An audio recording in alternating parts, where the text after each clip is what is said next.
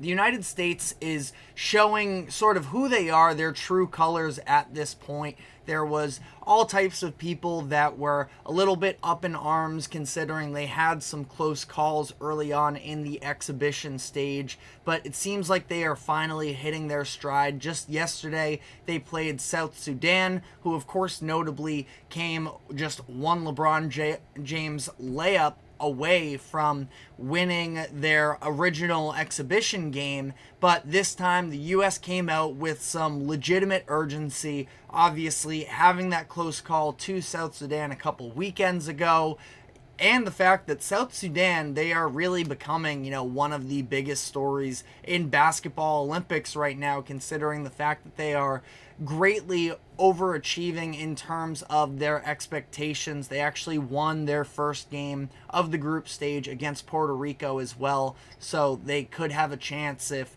they end up pulling off the upset win against Serbia to really start making some noise. But it wasn't enough, the willpower wasn't enough to take down the loaded roster of the United States, and outside of an early third quarter surge, this game was all USA.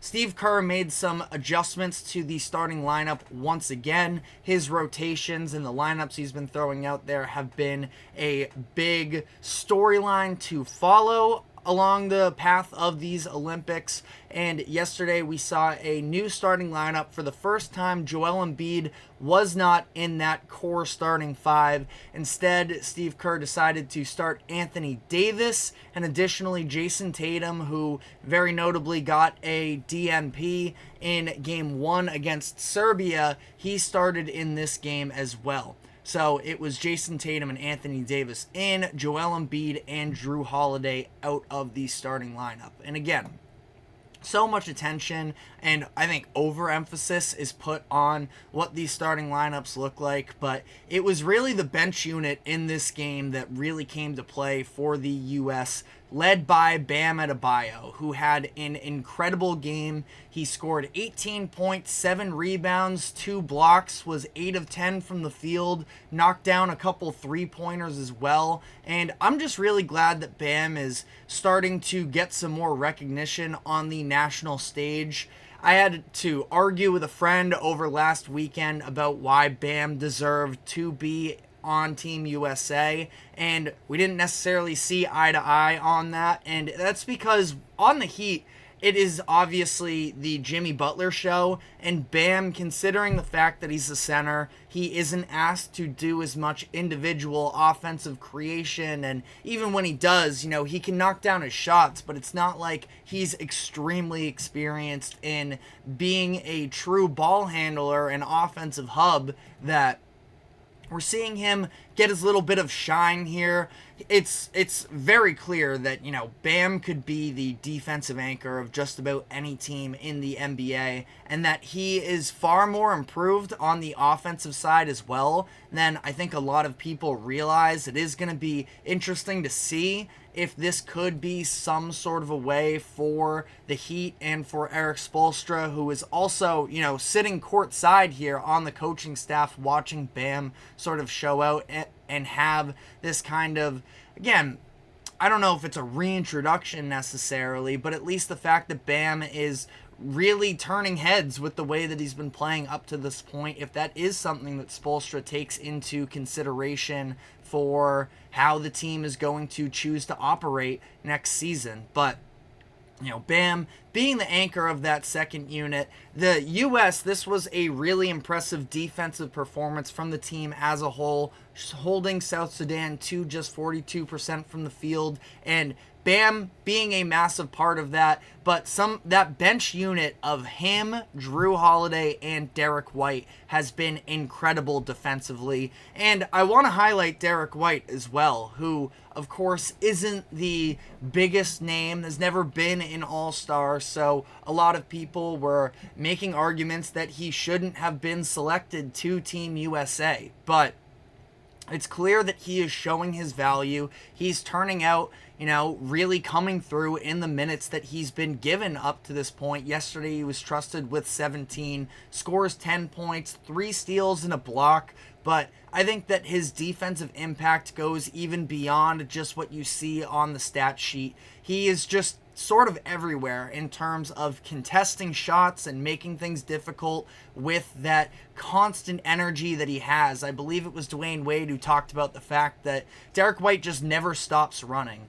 And it is very impactful for the U.S. of having somebody who is more used to being a role player, having an elite glue guy that is willing to do all of the little things and doesn't need the ball in his hands to have success. But also, if you get him an open three-point shot, there's a very good chance he's going to knock it down. He was 3 for 3 from the three-point line in yesterday's game, and I think he's just been really impressive. And, I mentioned Jrue Holiday as well, that he's another one where some people, maybe, frankly, the more casual fans, would argue that Jrue Holiday shouldn't be on the team as well. That's at least, when the first wave of names came out, Jrue Holiday consistently is one of the first people that Team USA looks to add. Grant Hill has been very vocal about this, that Jrue, because of the fact that he brings the leadership, he has the on-ball skills, but more importantly, he brings the defense and the overall energy,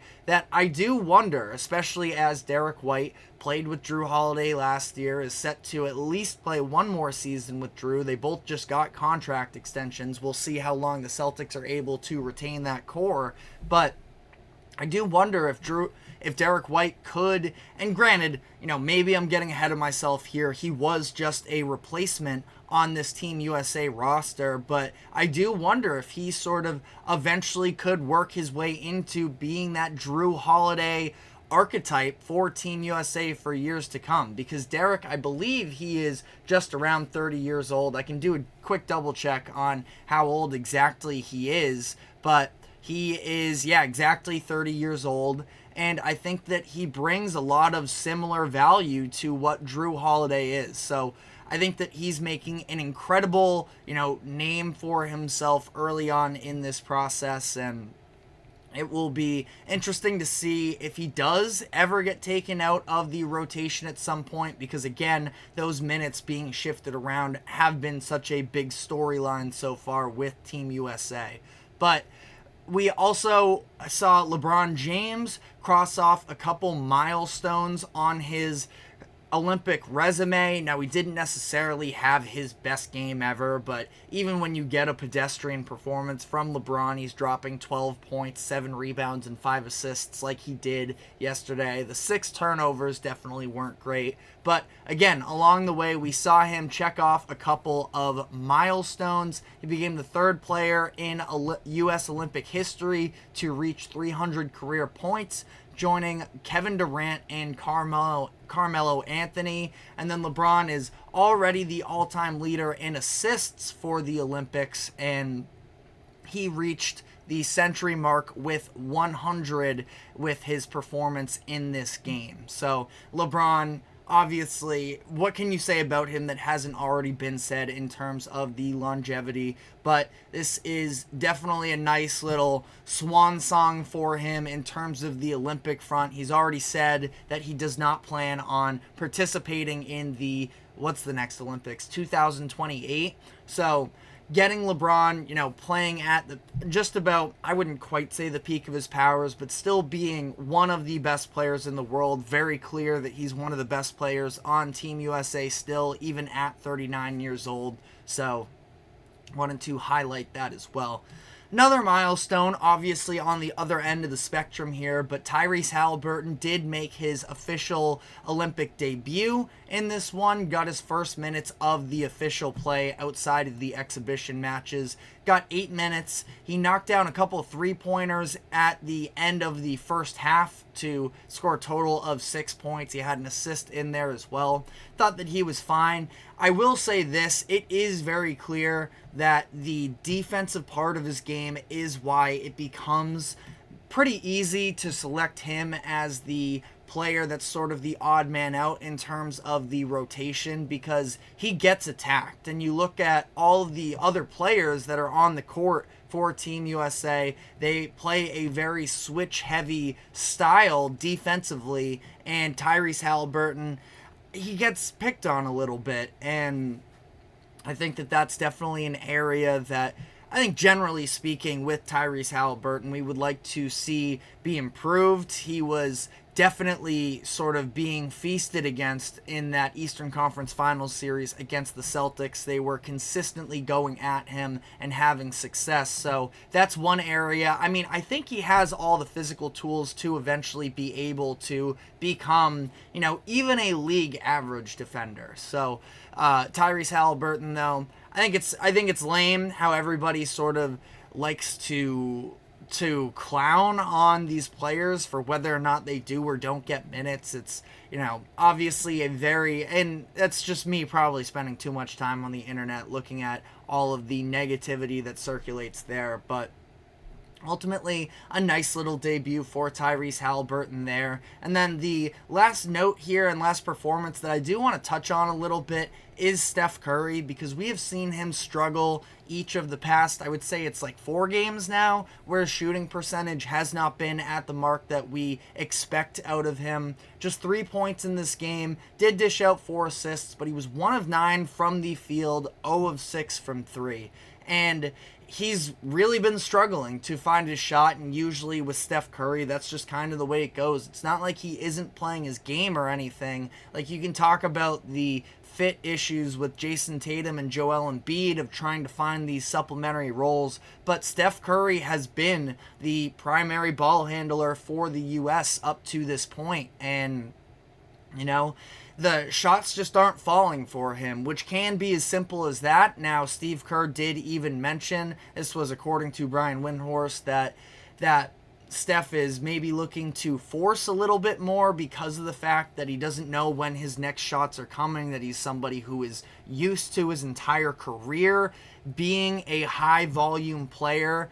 And to that, I would say so is pretty much everybody else on this roster, other than a Drew Holiday and a Derrick White. Everybody on this team is usually shooting around 20 points per game when they are participating in these NBA games, and they are the number one option. That Curry, it's not like, and he's even more so, I think, playing a similar role to what he's used to. So I don't really buy that as an excuse, to be honest. For the rest of these players, like Jayson Tatum, for example, he takes 4 shots yesterday, and everybody says that he is off. But that's because, well, the 3-point shooting this entire year has been down for him, so it's not like he's going to be, somebody that's necessarily looking to jack up a bunch of threes. But even if he did and he starts missing, he knows he's going to be benched, that there's way too many good players on the court to be settling for bad shots. But that's not really a philosophy that Steph Curry has to worry about, considering the fact that his NBA head coach in Steve Kerr is the one running the show, and that there is essentially no way Steph Curry would ever get benched unless he were injured. So it's definitely weird what's going on with Steph, but at the same time, you see anybody can have an individual struggle on this U.S. team, and it's really not going to impact the overall results of Team USA.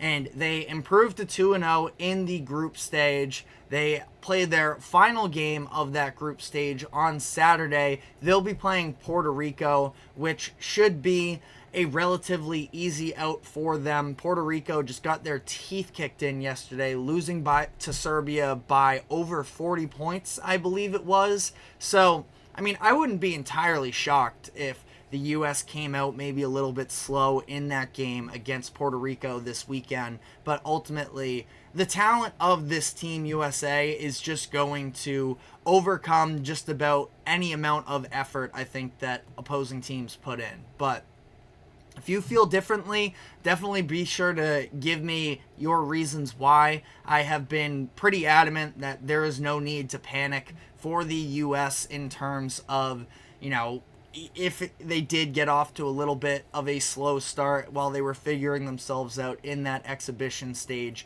they're going to be just fine. But again, let me know what your thoughts are in the comments section. But as we continue to talk some basketball here, we are going to be diving into the contract extension that was handed out by the Cleveland Cavaliers just yesterday as they signed Jarrett Allen to a 3-year, I believe it's technically going down as a max contract, which would be the third of its kind that the Cavaliers have given out this offseason alone. And they are entirely bought in on their current core. So we are going to be diving into that conversation. But before we do so, we have to take a quick break. Do not go anywhere. We will be right back.